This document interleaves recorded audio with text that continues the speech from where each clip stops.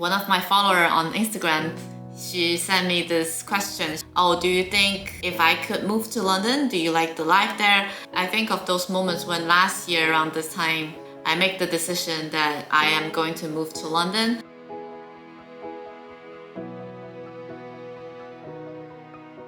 Hi everyone, welcome back to the channel. So if you're new to this channel, in this channel I just usually share some of the things that I used to change my lifestyle in the past several years by building a healthy routine, by going to the gym, and by reading my books.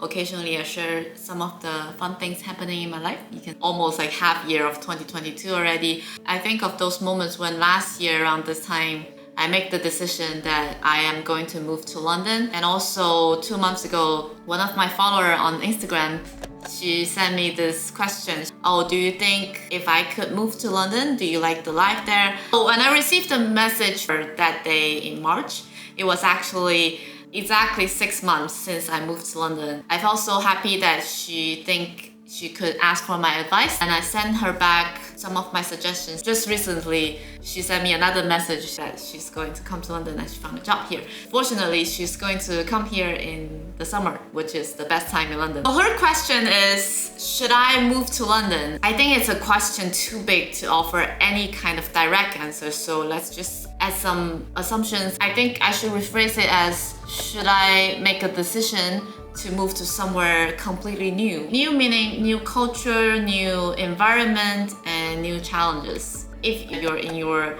mid-20s or early 30s, relatively free from any kind of major commitment in your life, or you don't have elderly parents that you need to take care of, you don't have like newborn babies, which is similar to my situation when I make my decision last year. Let's see the 3 reasons that I make my decisions. So reason number 1, it's never too late to try new experience. It's not only for young people. I think for everybody, maybe in different cultures, you have different ways to define like what kind of life plan you should follow, at what age you should do whatever thing. And it doesn't mean we should stop exploring the world and the whole lifestyle just because we're trying to catch up with the plan that is considered normal or standard in that culture. Scientific research shows that no matter how old you are, our brain is capable of learning new things by growing new neurons every day. Just as Jeff Hawkins said in his book, 1,000 Brains, we learn through our experience. The brain learns its model of the world by observing how its inputs change over time. Unlike with a computer,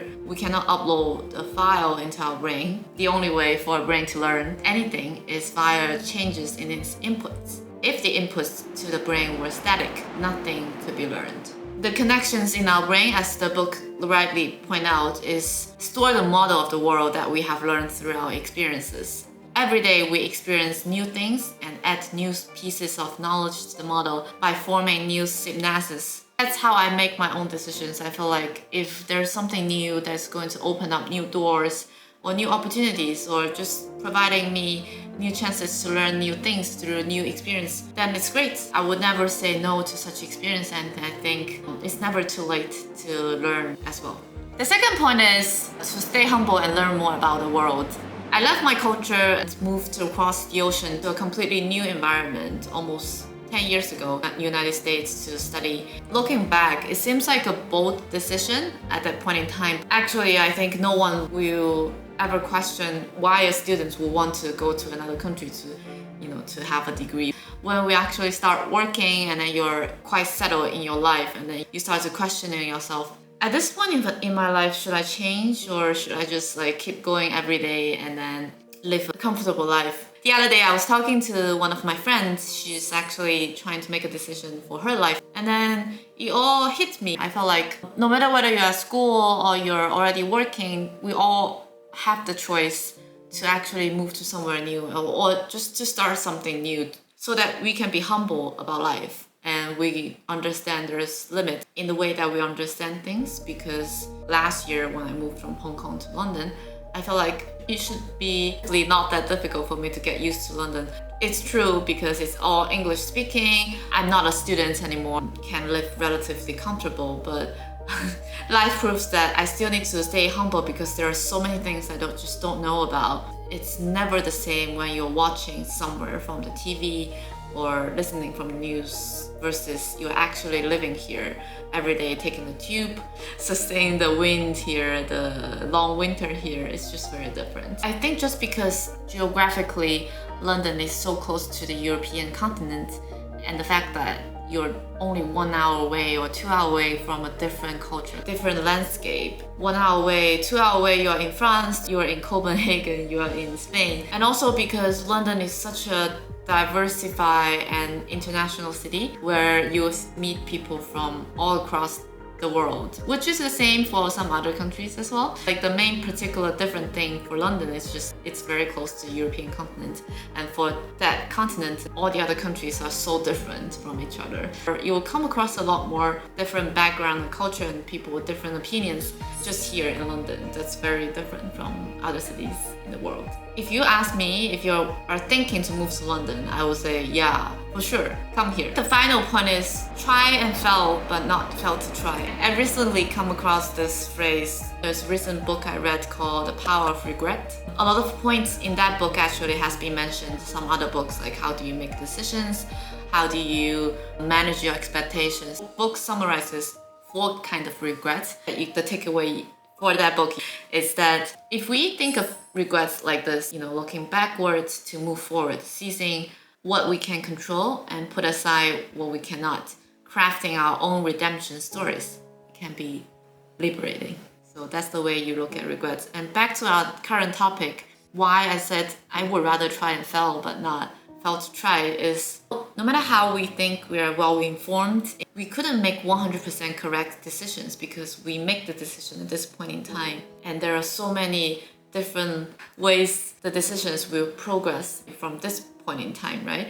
So we actually couldn't really say that, oh, I wish I had not made that decision. But the only thing we can make sure that we do is we try everything we can, we have analyzed the situation, and then we move forward with that decision and try our best to live every day as it is.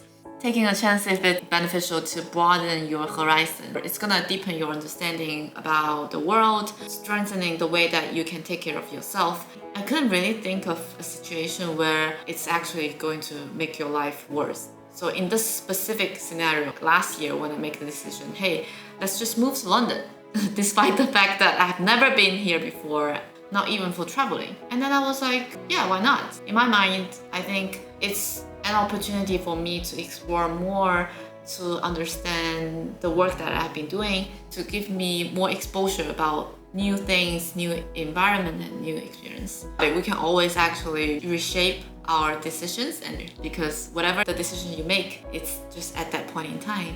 And then it's up to us how to accumulate the gains and losses in a way to make sure the statements of our life look better next year. Moving to a new city for a brief period of time wouldn't actually hinder your future decision. On the contrary, a stronger, smarter, and more confident you will always be able to take care of yourself and your family and whoever that you're going to love in the future. So take the leap of faith and try something new, and that's what I want to share of my decision of should I move to London. I hope this video can be somewhat helpful. And London is lovely nowadays. Finally, it's summer. The days are so much longer. If you're trying to move to London, try to come to London a few times, both in the summer and also in the winter, to make sure that, yeah, you like this place. And I hope no matter what kind of decision you make for your life, you're gonna be happier and healthier and more confident towards every day. I'll see you next time.